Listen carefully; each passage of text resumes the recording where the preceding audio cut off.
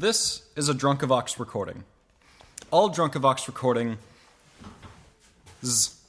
are epic as hell. Go fuck yourself. Bateman Comes Home by James Thurber.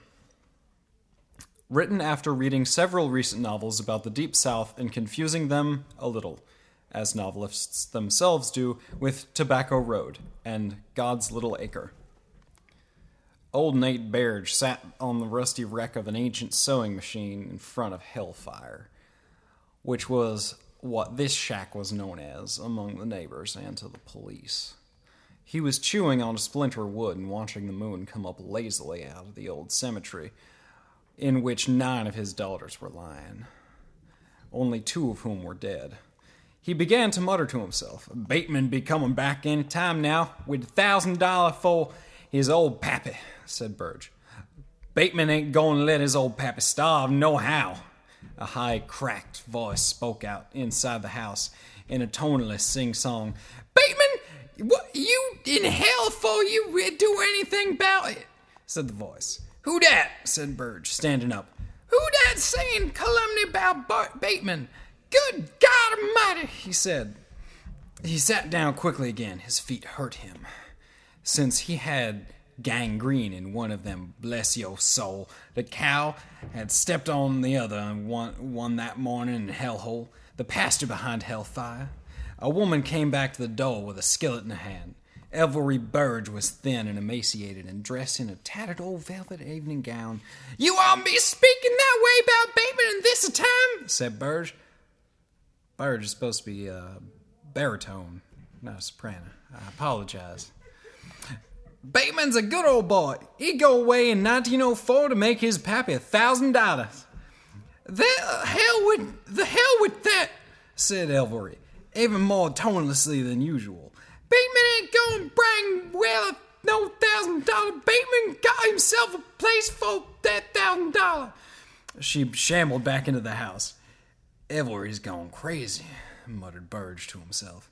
A large woman with a heavy face walked into the littered yard, followed by a young man dressed in a tight blue suit.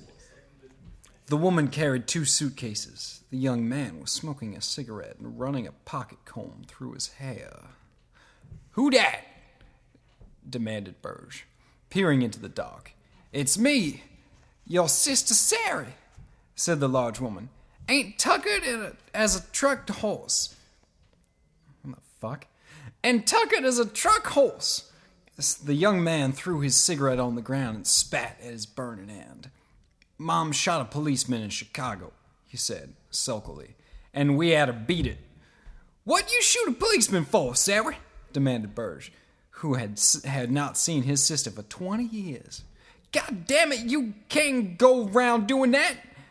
"That'll be one of the Ramsey jokes," said Sari. "Ramsey's a hand for jokes. He is. Seems like that's all he is for a hand for." "I shut your yap before I slap it shut," said Ramsey. He had never been in the Deep South before, and he didn't like it. But he had a southern accent anyway. When do we eat?" he asked. "Everybody going around shooting policemen," muttered Burge, hobbling about the yard. "Seemed like everybody's shooting policemen except Bateman." "Bateman? He's a good boy." Elvery came to the door again, still carrying the skillet, as they had had no food since Coolidge's first term. She used it merely as a weapon. "What's up?" she asked, frowning into the dark. "The moon grown tired and sunk back into the cemetery again." That was not actually a character. That was an inflection. "Come out! Cacklepuss want me for reverence out, you goddamn." "Hello, Every," said Sari, sitting on one of her suitcases. "Well, we come to visit you. Ain't you glad?" Every didn't move from the doorway. "Well, you elves in Chicago," said Every in a toneless voice. "We all was in Chicago," said Ramsey, "but we all is here now." He spat. "Damn if he ain't right too," said Burge, chuckling. "Lordy God, you bring me $1,000, boy?" he asked, suddenly. "I ain't brought nobody no $1,000, growled Ramsey. Why'n you make yourself $1,000, you old buzzard? Don't let him call me buzzard, Avery, shouted Burge. Can't you hit him with something? Hit him with that skillet. Avery made for Ramsey with a skillet, but he wrestled it away from her and struck her over the head with it.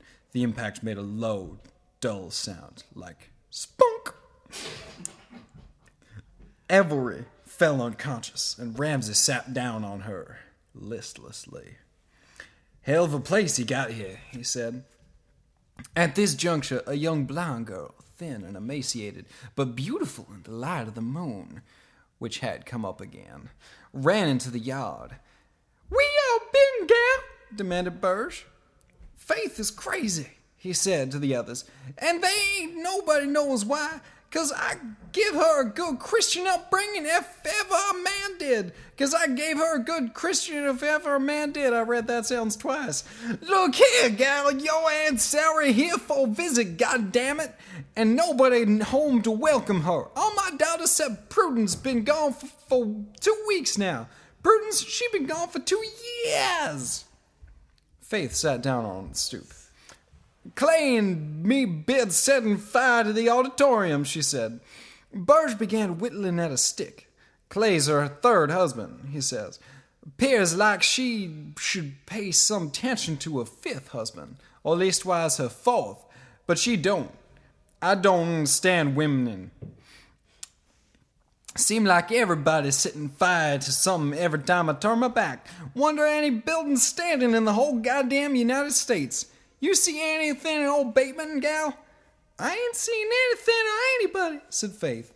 "Now that is a bald-faced lie about a dog I brought up Faith of hellfire," said Burge. "Look here, gal, you can't set fire to no building without seeing anybody. God's love, give that truth to the world. Speak to your Aunt Sarah, girl. She just killed herself a policeman in Chicago." "Did you kill a policeman, Aunt Sarah?" Faith asked. Sarah didn't answer her, but she spoke to Ramsey. "You sit on this suitcase and let me sit on Avery for a while," she said. "Do as your mother tells you, boy," said Burge. "Shut up," said Ramsey, smoking. Ben Turnip, a half-witted neighbor boy with a double pneumonia, came into the yard wearing only overalls. He was naked under them overalls. "I seed y'all was a-settin'," he said, bursting into high, toneless laughter. "Here's Bateman! Here's Bateman!" cried Burge, hobbling with many painful goddamn over the newcomer.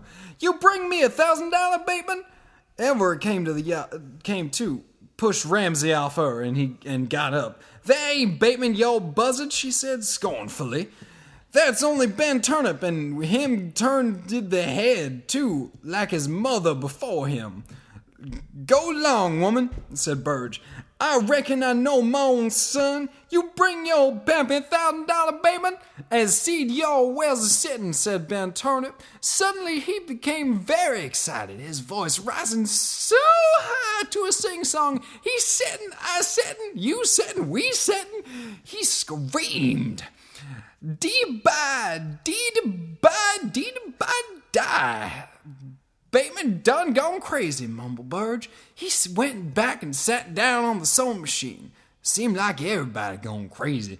Now that's a pity," he said sadly. "Nuts," said Ramsey. "S'pose y'all did see me a-settin'," said Ben Turnip belligerently.